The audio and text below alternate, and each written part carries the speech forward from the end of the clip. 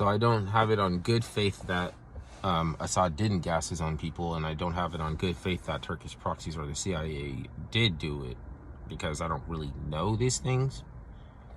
But it's the burden of proof is not on me. Why do they stay away from it so explicitly? Then they just summarized it, said, if you like me, you know I'm better than an alternative, and if you want to support me, then you'll accept this, take it for granted that it's true. Don't accept the word of authority without any investigation. You can just believe it without any reason to believe it, because you know that this is the better alternative. It's funny because it's on that issue, right? Because anything that you stay away from like that they treat it like we have to shadow ban them. They can't censor that, because the sentimentality is normal. It's just the fact that you're talking about that when we already told you what you're supposed to know. Because do you really want to be against Trump? Like, I voted for Trump, right? The thing that I have an issue that I raised is not the thing that liberals, progressives have an issue with. So does that make you more radical, conservative, right-wing? Because it's supposed to. If it was true, it's supposed to. So the narrative that Assad gassed his own people 15 years ago, right?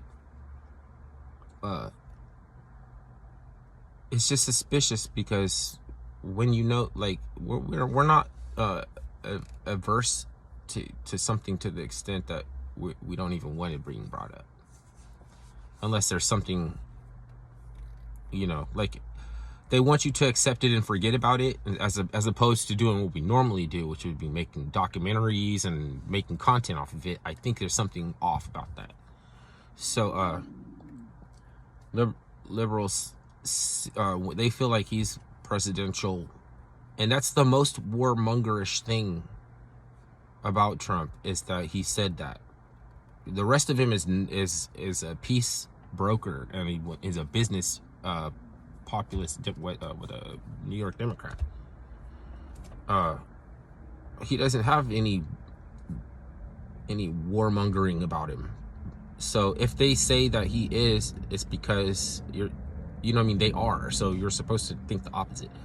So they protect that. They don't want to upset, like, they don't want to be like, what, wait, hold on a second, what is Trump saying about gas his own people? What are you talking about? Like, because that's their whole operation, to just destabilize and shit. This was a plan. So, like, that's the one area that they compromise him, and that he'll play ball. If it was an alternative, if it was Kamala or something like that, you wouldn't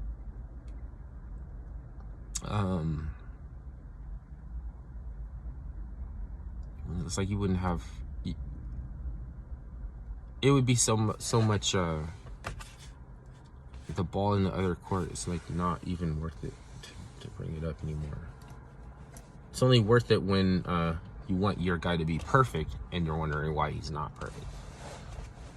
If they try to rattle you or shake you, like saying you're gone too far over, you're way too far.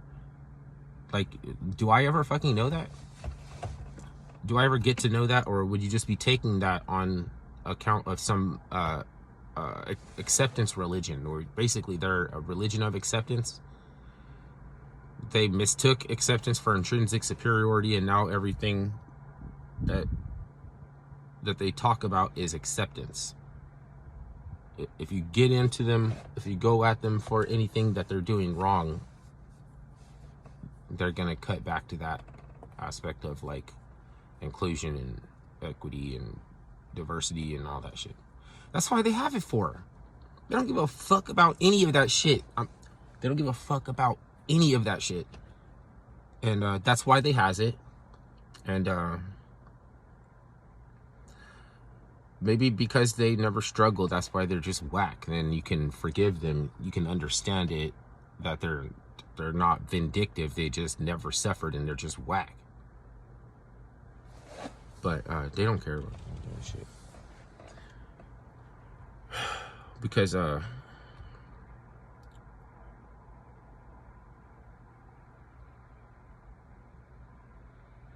was like, you talk about gassing some Christians, they don't really get to the bottom of that.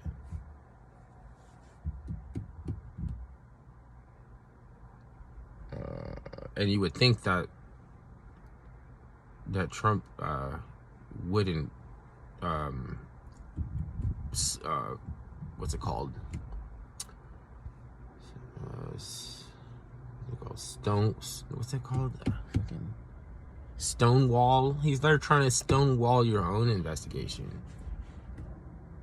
because you're supposed to accept it on just take it for granted that it's true because authority says. You don't challenge authority with, you know, you're supposed to not challenge. You're supposed to accept it on without any reason to believe it. Just,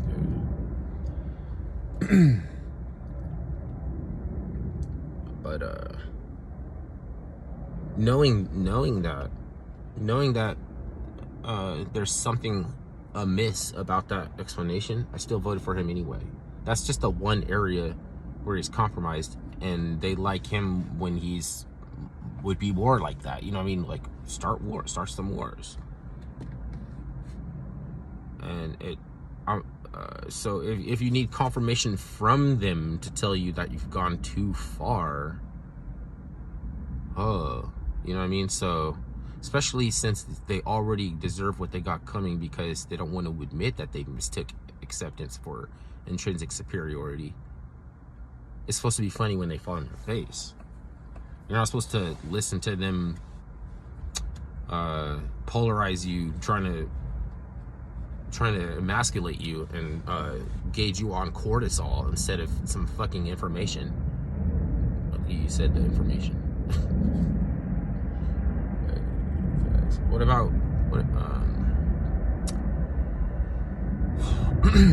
I wanted to isolate myself away from that, so when I come back to society I could be like, oh, what's going on, and not really knowing anything? You wouldn't be wrong for that. So what's a low information then? And because you can say someone's low information, does that mean you're not? Does that mean you have a long attention span? It's like they take it for granted that I should believe you, or put out there that I already do. Like he never challenged, he just accepted it.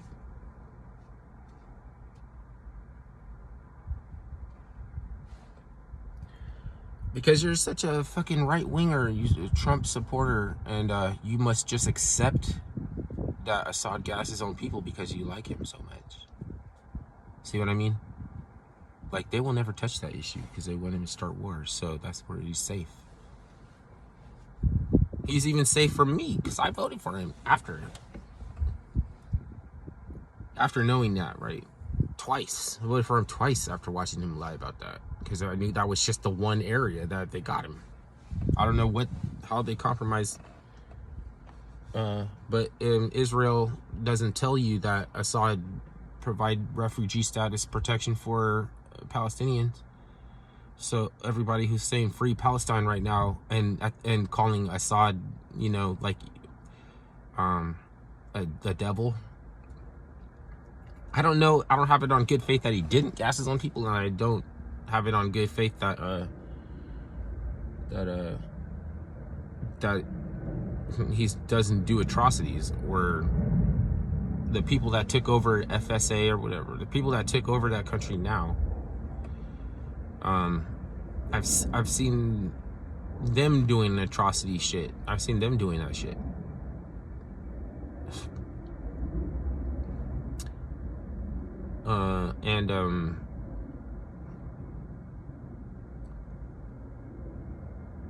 It doesn't mean I know that Assad is okay because they're the opposite. You know, it doesn't mean that you know that. It's just like, you want your guy to be perfect. You don't understand why he's not perfect.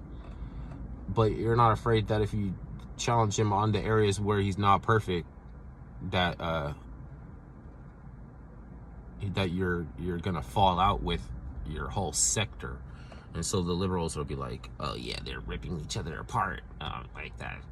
It doesn't even fucking matter, because you're gonna figure out why I still vote for him.